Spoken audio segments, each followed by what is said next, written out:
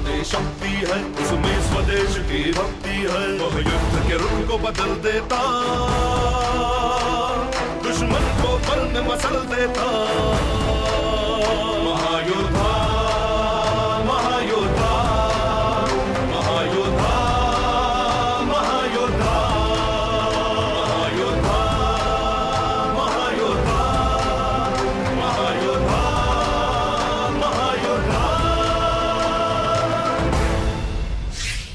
निर्भीक साहसी वफादार वो सूरवीर सबका है यार। उत्साही सूरमा परम वीर, रक्षक सब कारण धीर वीर। हिम्मत वाला, साहस वाला, योद्धा सबका है रखवाला। महायोद्धा, महायोद्धा, महायोद्धा, महायोद्धा, महायोद्धा, महायोद्धा, महायोद्धा, महायोद्धा।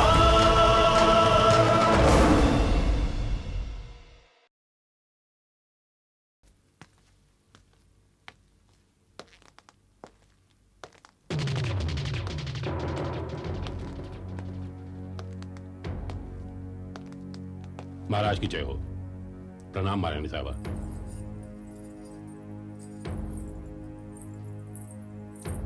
कहिए महामंत्री जी, कैसे आना हुआ? महाराज, कुछ शंकाओं को लेकर पूरे राज्य में अफवाहें फैल रही हैं। यहां तक कि सभासद भी आपस में उल्टी सीधी बातें कर रहे हैं। विस्तार से बताइए महामंत्री जी। महाराज, ये अफवाह आग की तरह फैल रही है कि राजगुरु की हत्या कर दी गई। उधर काल भैरव के अचानक गायब हो जाने से लोग तरह तरह के अनुमान लगा रहे हैं। फिर आपके दरबार में न आने से इन अफवाहों को और बल मिल गया।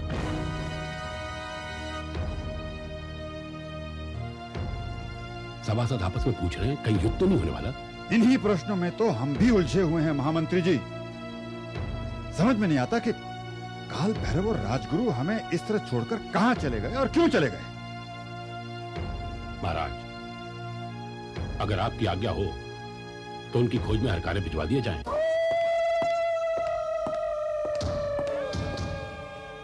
महाराज की जय हो। महामंत्री जी, इसकी कोई आवश्यकता नहीं है। क्षमा करें महाराज, दक्षिणी क्षेत्र में एक नरभक्षी यति ने उत्पात मचा रखा था। कई लोग मारे जा चुके थे। प्रजा की पुकार सुनकर मैं तुरंत वहां पहुंचा। क्षमा करें महाराज, रात्रि का समय होने के कारण मैं आपकी आज्ञा न ले सका। और मैंने वहां पहुंचकर उस नरभक्षी यति को मार डाला। बहुत अच्छे, हम प्रसन्न हुए काल भैरव। जिस तत्परता और बहादुरी से आपने हमारे दक्षिण प्रांत की प्रजा के कष्ट दूर किए वो सराहनीय है। महाराज, अब हम एक दायित्व और आपको सौंपना चाहते हैं। आप पता लगाइए कि हमारे राजगुरु दत्तात्रेय और उनकी पुत्री कहां चले गए और क्यों चले गए। हमारी प्रजा की शंकाओं के समाधान के लिए अत्यंत आवश्यक है और यह कार्य आप तुरंत कीजिए। आप निश्चिंत रहें महाराज। काल भैरव के रहते हुए आपको चिंता करने की कोई आवश्यकता नहीं है। राजगुरु को ढूंढ निकालने में काल भैरव कोई कसर नहीं छोड़ेगा महाराज।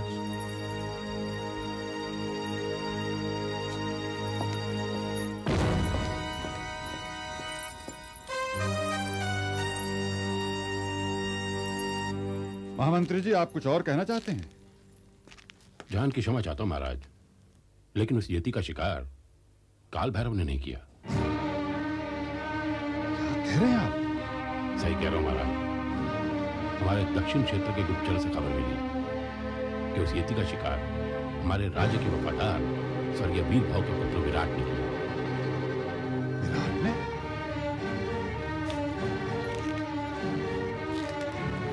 तो फिर काल भैरव के झूठ बोलने का कारण? इसका कारण मैं आपको बताती हूँ महाराज। इसका कारण है आपके विश्वस्त सेनापति काल भैरव। महारानी, आप ये क्या कह रही हैं? मैं सच कह रही हूँ महाराज। काल भैरव हमारा भाई अवश्य है, किंतु आपने उसे बिगाड़ दिया है। उसकी मनमानी का ये हाल है कि उसने राजगुरु की पुत्री मीनाक्षी पर बुरी नजर डालने की चेष्टा की। बस महारानी बस, सब कुछ हमारी समझ में आ रहा है। राजगुरु हमें छोड़कर इसलिए चले गए क्योंकि हमने हर बार काल भैरव का पक्ष लिया। काल भैरव पर लगातार आरोप लगते रहे, किंतु हमने उनकी सत्यता तक पहुंचने का प्रयत्न नहीं किया। बहुत बड़ी भूल हुई हमसे। किंतु महारानी, आपको इसके बारे में कैसे पता चला? अपनी दासी तारा द्वारा। जब हमें पता चला तो आपको सावधान करना हमने अपना धर्म समझा महाराज। महारानी, आपने तो अपने धर्म का पालन किया, अब हमें अपने धर्म का पालन करना है। आज से हम जब भी न्याय करेंगे भूल जाएंगे कि काल भैरव आपका सगा भाई है।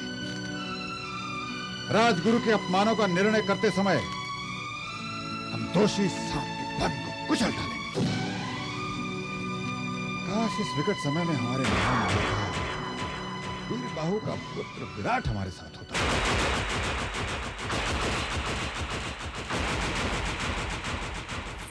सेनापति जी,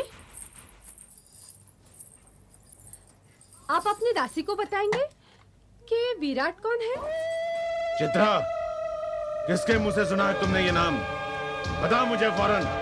सेनापति जी, विराट नाम का शख्स आपके लिए बहुत अहमियत रखता है और ऐसे शख्स के बारे में ये दासी इनाम के बगैर कुछ नहीं बताने वाली। चित्रा, तू एक दासी है।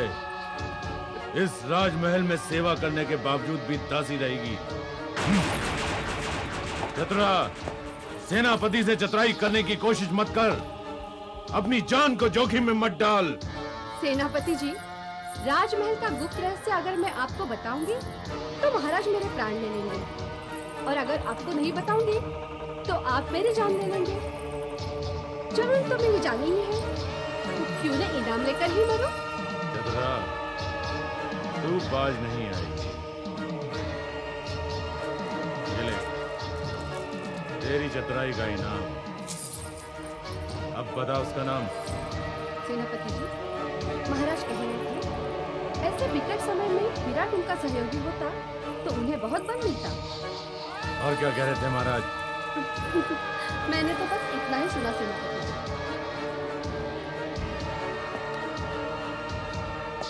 तो विराट की ख्याति महाराज तक पहुंच गई।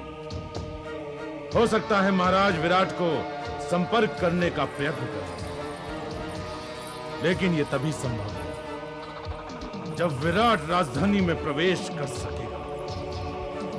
काल भैरव के रहते हुए ये असंभव है, क्योंकि काल भैरव द्वारा खड़ी की गई बाधाओं को पार करना इतना आसान नहीं है।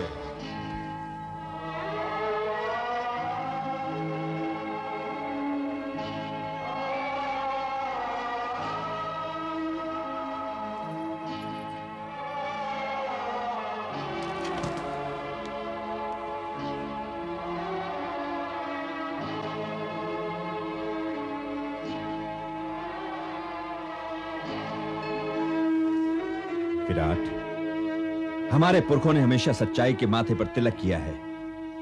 दक्षिण प्रांत में हमारे पिता ने कभी अन्याय के सामने अपना सर नहीं झुकाया। आज तुम राजधानी जा रहे हो, ये बात कभी मत भूलना कि विजेता अपना इतिहास अपने कर्म से लिखता है। भैया, आपने अपने विराट को ऐसी चट्टान बनाया है जिस पर विराट के अलावा अपनी विजय का इतिहास कोई और नहीं लिख सकता। भैया, मेरे सर पर तो सदा आप ही की छाव रही है। मैं उसी छाव के सहारे जा रहा हूं भैया।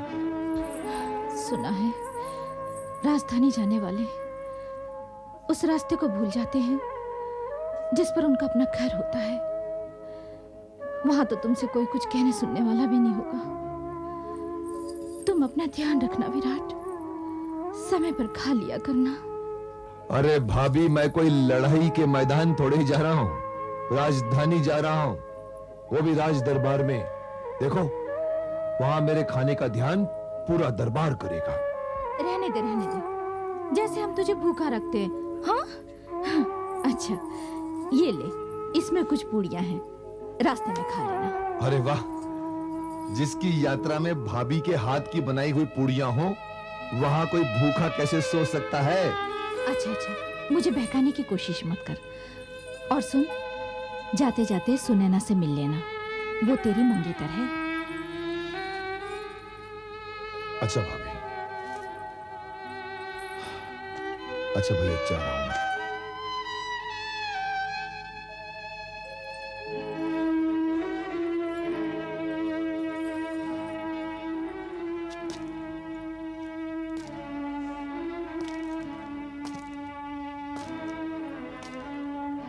अपने विराट को जीवन की इस नई यात्रा के लिए आशीर्वाद दीजिए पुजारी जी।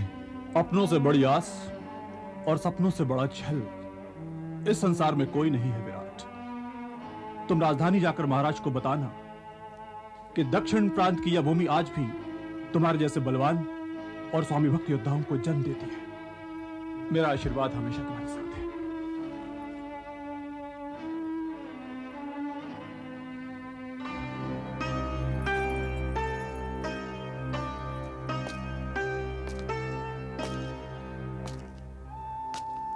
विराट तुम्हारे आंसुओं से नहीं, तुम्हारी मुस्कुराहट से बंधा है सुनैना। मेरी मुस्कुराहट तो अब तुम्हारे साथ जा रही है। मेरे साथ तुम्हारी मुस्कुराहट नहीं, तुम्हारे सपने जा रहे हैं सुनैना, जिसे मैं संजो कर रखूंगा।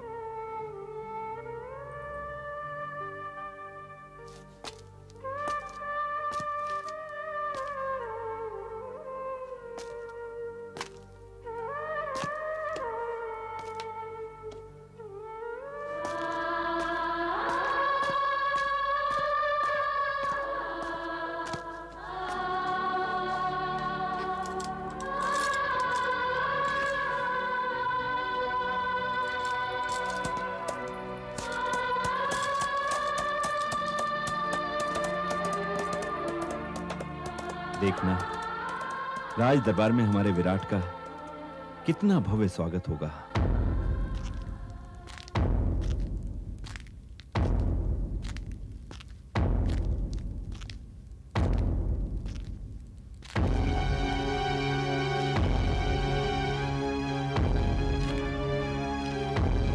राजगुरु का ये खाली आसन हमारे लिए एक प्रश्न बनकर रह गया है,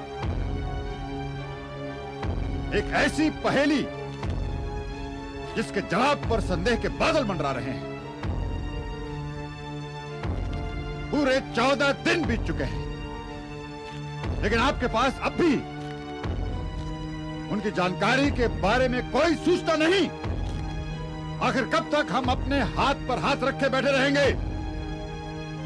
मैं पूछता हूं, आखिर कब तक? महाराज, राजगुरु को ढूंढने में हमारे गुप्तचरों ने कोई कसर बाकी नहीं छोड़ी। चारों दिशाओं में खोज जारी है और हम बहुत जल्द राजगुरु को ढूंढने में सफल हो जाएंगे। तुम्हारी सफलता असफलताओं की सूचनाओं के तले अपना दम तोड़ रही है। अपनी पुत्री मीनाक्षी के साथ राजगुरु का इस तरह गायब हो जाना हमारे राज्य के विवेक का गायब हो जाना है, हमारे राज्य के सम्मान का अपहरण है। और हमें तो इसके पीछे कोई बहुत बड़ा षड्यंत्र दिखाई दे रहा है। निस्संदेह हमारा कोई अपना ही हमारी पीठ के पीछे अपने हथियार तेज कर रहा है। राजगुरु हमारी चिंता का विषय अवश्य है महाराज, किंतु मेरे रहते हुए राज्य में शांति और व्यवस्था को कोई खतरा नहीं है महाराज, कोई खतरा नहीं है। हमें अंदर आने दो, हमें क्यों रोक रहे हो? अंदर आने दो, नहीं आने दो, हमें अंदर। कौन है उधर?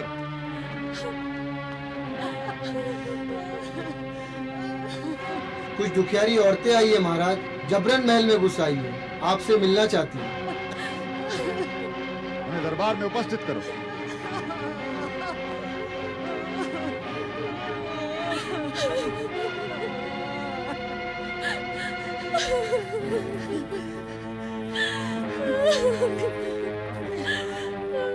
अन्याय हो रहा है महाराज, आपके राज में अन्याय हो रहा है। हम गरीबों की कोई सुनने वाला नहीं है महाराज, कोई नहीं। हमारा जीना दुभर हो गया महाराज, हम बर्बाद हो गए महाराज, हम बर्बाद हो गए। जो कुछ कहना है स्पष्ट कहो, बोलो बोलो बताओ। अब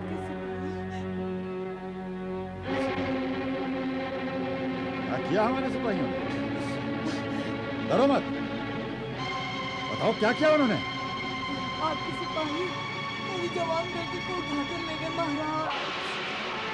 आपके सिपाहियों ने हमारा घर लूट लिया महाराज। आपके सिपाहियों ने मेरी जवान बेटी की जान ले ली, मार दिया उसे।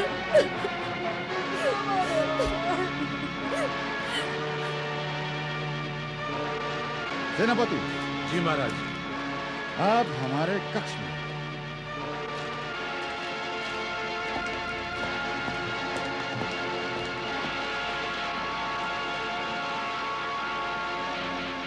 सेनापति, क्या यही आपकी शांति और व्यवस्था का जीता जागता प्रमाण?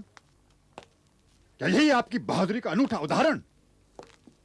हम पूछते हैं, यदि आपके रहते राज्य की सुरक्षा और सम्मान का यह हाल है, तो हम अपनी प्रजा को सुरक्षा का कौन सा कवच पहनाएंगे? किंतु महाराज। सेनापति, याद रहे, यदि स्थिति में जल्दी सुधार नहीं हुआ तो अपनी प्रजा की सुरक्षा के लिए हम आप और हमारे बीच की सीमाओं को हमेशा के लिए तोड़ देंगे। हम अपनी प्रजा की सुरक्षा के लिए कुछ भी कर सकते हैं और हमारा आदेश है, आप जल्दी से जल्दी पता लगाइए कि राजगुरु कहां है।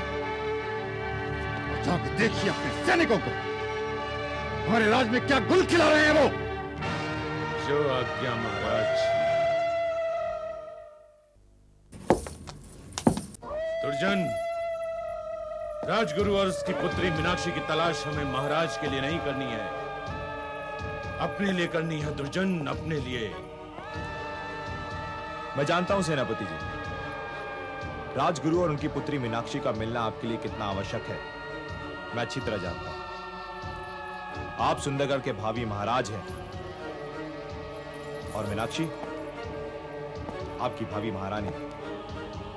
भावी महारानी को आपके सामने उपस्थित करूंगा, तभी तो मैं भी भावी सेनापति बनूंगा महाराज।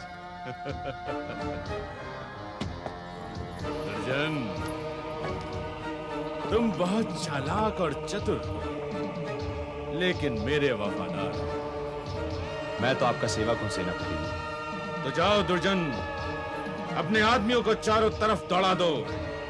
मुझे राजगुरु और उसकी पुत्री मीनाक्षी चाहिए। जाओ।